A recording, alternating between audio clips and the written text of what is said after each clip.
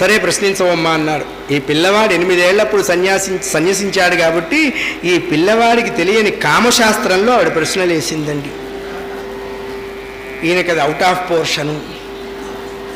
అందులో ఆవిడ ప్రశ్న వేసింది. శిష్యుల వైపు చూశారు వాళ్ళు. రామ రామ ఏమండి, మీ శిష్యులం మేము, మమ్మల్ని మన్నించండి అన్నారు. శంకర్ల వారికి ఏం చెయ్యాలో పాలుపోక 1 నెల గడువు ఇవ్వమ్మా అన్నారు. నెల కాకపోతే 2 నెలలు పుచ్చుకొని అయినా తప్పేం లేదు, టేక్ యువర్ ఓన్ టైం అంది ఆవిడ. అలా ఆలోచిస్తూ వస్తుంటే మత్స్యదేశ మహారాజు అమరకుడు మరణించి ఉన్నాడు. ఆ అమరక దేహాన్ని అగ్ని సంస్కారం చేయబోతుంటే శంకర భగవత్పాదుల వారి మతికి ఒక మంచి స్ఫురణ కలిగింది. వెంటనే తన ఆత్మని అమరకుల్లో ప్రవేశింపజేశారు ఆచార్య స్వామి. ఇది గమనించండి, ఆత్మ ప్రవేశం జరిగింది. ఆత్మ ఎటువంటిది?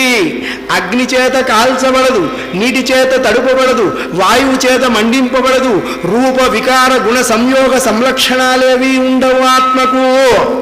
అది అగ్నిలో పడ్డ వస్తువు రూపాంతరం చెందుతుంది, అగ్ని మారదు. ఆత్మ ప్రవేశం చేశారు శంకర్ల వారు. లేచారు, ఇంటికి వచ్చారు. ఉభయ భారతి అడిగిన ప్రశ్నలన్నిటికీ అమరకుడి భార్య దగ్గర ఒక జవాబులు రాయటం మొదలుపెట్టారు. ఒక పెద్ద థీసిస్ సబ్మిట్ చేయటం మొదలుపెట్టాడు. 28 రోజులు ఆవిడ చెప్పింది. 29వ రోజు ఆవిడకి అనుమానం వచ్చింది. 40 ఏళ్ల